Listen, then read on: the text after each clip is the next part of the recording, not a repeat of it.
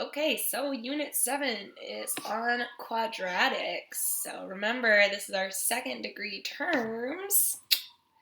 So x squared, a squared, we usually write this out as a x squared plus bx plus c when we're solving them. And so when I say solve, there are multiple ways to solve, and we'll go over that later. But more importantly, what are we solving for? And if you remember from last year, when we're solving quadratic equations, particularly in this form, standard form, or in vertex form, which we are going to cover next class after the long weekend, we're solving for the x-intercepts or the roots. So I drew the three major cases down below. So we have here where the quadratic equation or the quadratic expression crosses the x-axis in two places.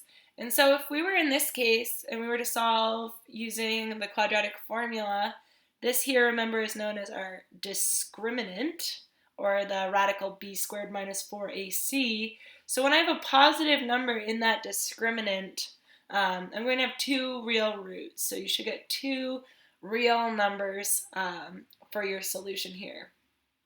When I just touch one time, so when the graph just touches at one point, at one number, that's one real root, and that's when my b squared minus 4ac, my discriminant, is equal to 0. So if you ever get 0 in your quadratic formula for your discriminant, you know that it's only going to touch the x-axis at one point. So you're only going to have one real answer.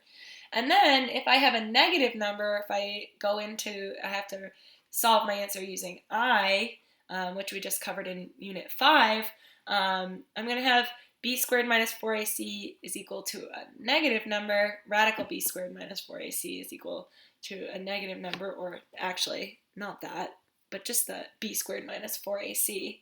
We don't even need the roots in this part here.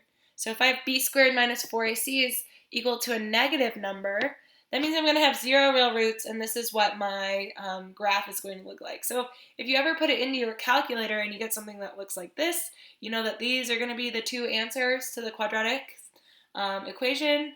If you get something that looks like this, you know that this point here is going to be the solution to your quadratic equation. And if you get something like this, you know your roots are going to be imaginary. Okay, so how do we solve these? So we solve a few different ways, and we're going to talk about factoring, solving using square roots, solving by completing the square, and solving using the quadratic formula. And all of these are well equipped to handle different kinds of problems that you may come about. So some of them will be easier to solve the quadratic in certain ways versus others. Like the quadratic formula is great for when I can't get even numbers for my or like whole numbers for my factors. Solving by square roots is great when you have a quadratic or a square root variable equal to a number term. Completing the square is great, particularly when you're working with imaginary numbers.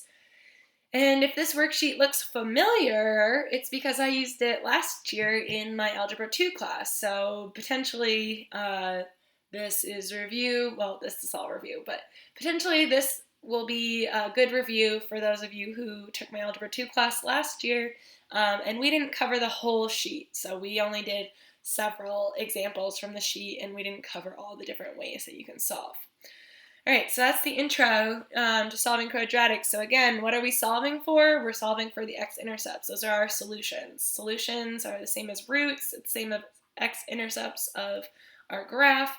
And when we look at our discriminant, which is b squared minus 4ac, which is part of our quadratic formula, the sign, or what it's equal to, determines how many solutions there are to the problem. So that's the start, and we're going to get into it right after this. Thanks.